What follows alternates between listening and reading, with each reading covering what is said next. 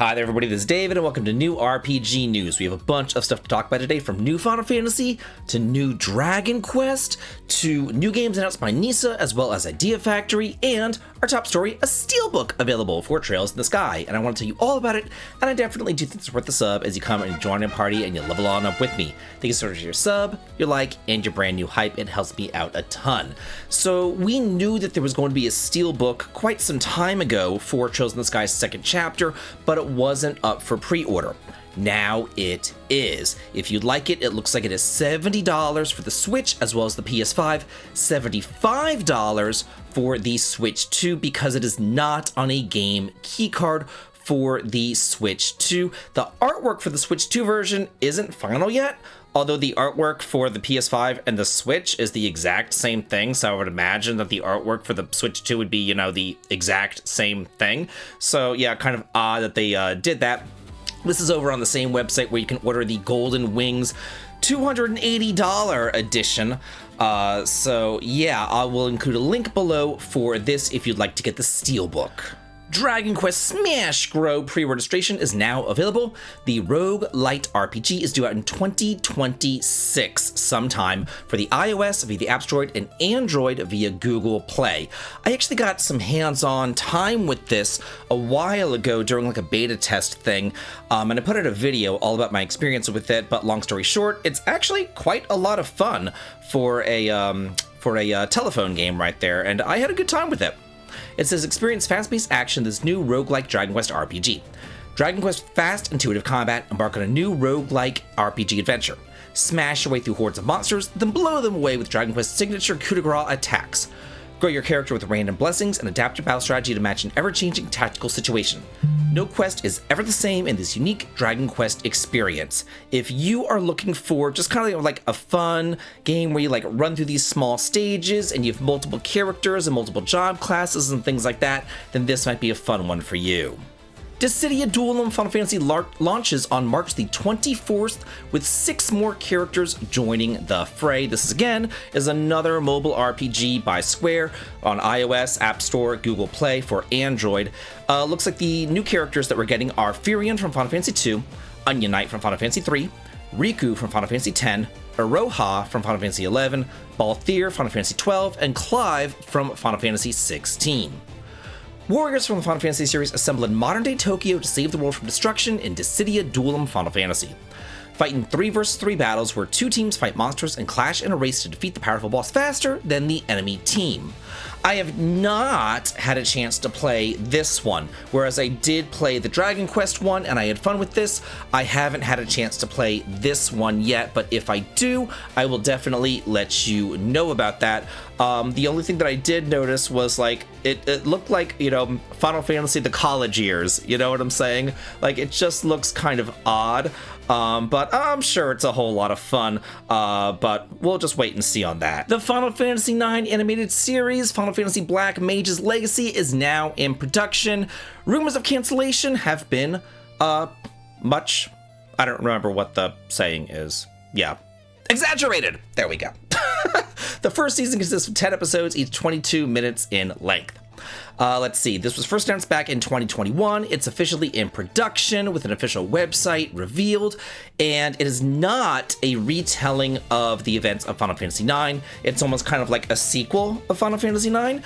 It says that it follows the children of Vivi, Emel, Coln, Luciola, Theophila, and Doc, and the last dark mages of the 4 continents. Today they live happily in the city of Alexandria, guarded by its inhabitants who are rather friendly, although sometimes very curious. Unfortunately, this peaceful existence was not meant to last. One day, Colin discovers Mel frozen like a statue in the inn where he works. Could it be the tragic legacy of their father catching up with them? I have to wonder though, wasn't, like, not spoilers or anything, but Vivi wasn't exactly, alive, I guess? Like, so how does he have kids? Like, how does that work? I don't know. Maybe he adopted them or something. Who really knows? Just kind of odd right there. But with this coming, back alive, rising from the grave, maybe that NVIDIA leak of the Final Fantasy IX remake will also revive and come back from the grave. Square Enix really has nothing of note announced for really the rest of the year. They just have Adventures of Elliot in like, what is it, June or July? I think it's June. So yeah, that's pretty much it. They got nothing for fall, nothing for Christmas, nothing. So maybe this remake will be there to fill that gap, to fill that hole. They need something to fill that, and hopefully it is this. And then we might get a Zenithan trilogy game, like maybe Dragon Quest IV. Maybe we'll get Dragon Quest 12. We'll have to wait until Dragon Quest Day to see what we're going to be getting there, I imagine. Or it could even be that Chrono Trigger remake that they say is in production. It's just a matter of time. So we do not know, but I am waiting with bated breath. To celebrate the 20th anniversary of Final Fantasy XII, Square has put out some t-shirts celebrating that over on the Amazon. I will include links to their little, I don't know, Square Enix Amazon shop if you'd like to look at it. Each one costs roughly between $20 and $40 depending on what you are getting here.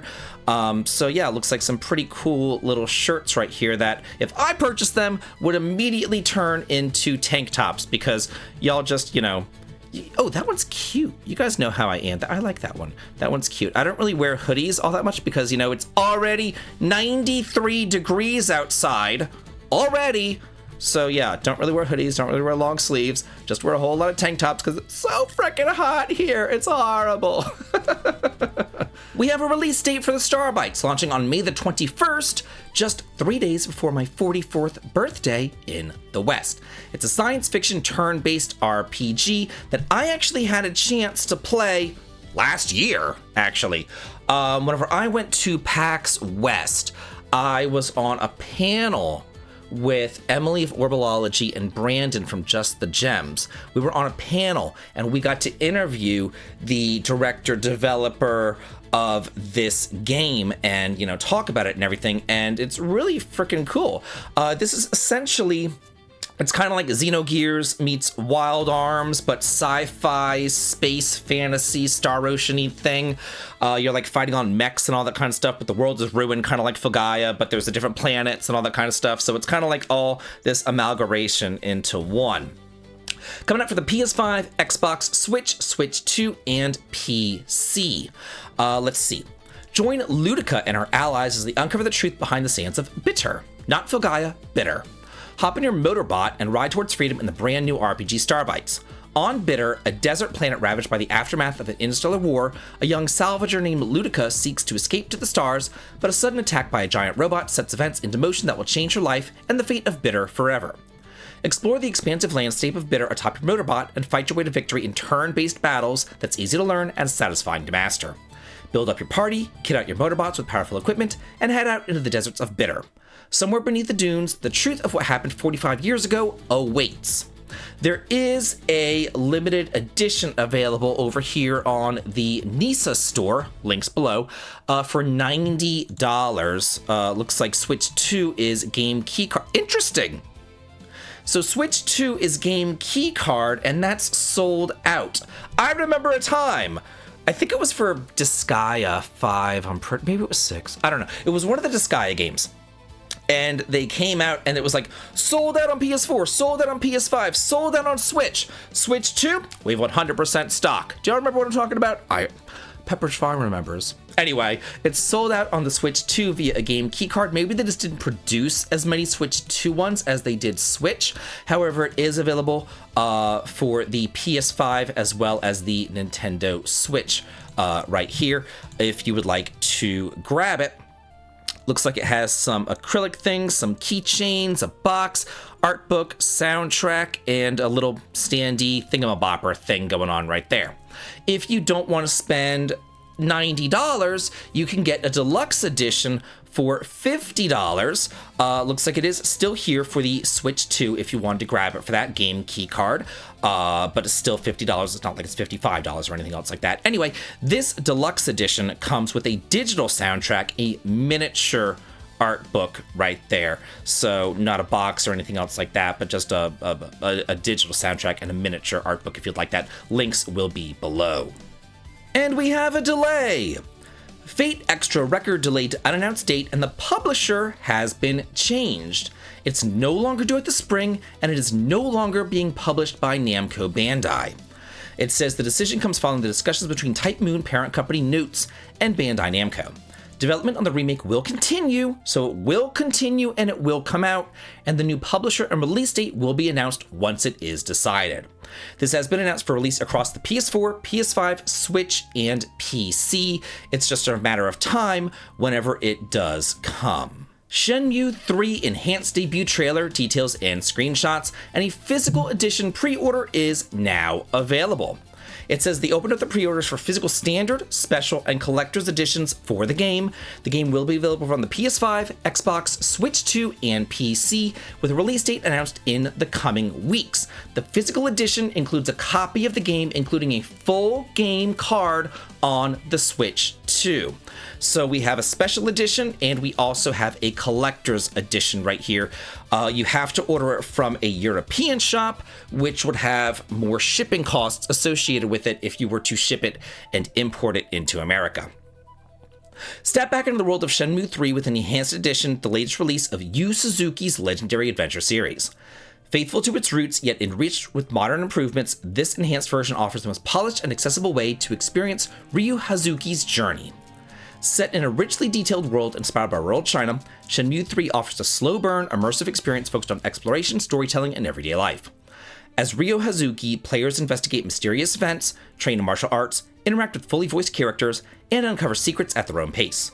The world follows its own rhythm, with NPCs living daily routines, dynamic weather, and countless optional activities that make the environment feel authentic and alive. Combat blends martial arts practice with real-time battles, while classic Shenmue elements such as capsule toys, minigames, and detailed environmental interactions reward curiosity and patience. The game emphasizes atmosphere, discovery, and narrative depth over fast-paced action, creating an experience unlike any other. And all major enhancements can be toggled on or off, ensuring that purists and newcomers alike can enjoy their experience the same way. So this is the collector's edition right here. It's $200 for this collector's edition. We get a definitive history of Shenmue, keychain, little cards, an enhanced art book. We get this little, this little statue of a guy hitting a little wooden thingamabopper. So yeah, there's that. Then let's see right here. There's the standard editions. Let's see. Let's look at that. So this is just a regular standard edition, $55 right there. We have the collector's edition. Let's look at the special edition right here. So the special edition does come with this box as well. It comes with a CD. What is this CD? The definitive history of Shenmue.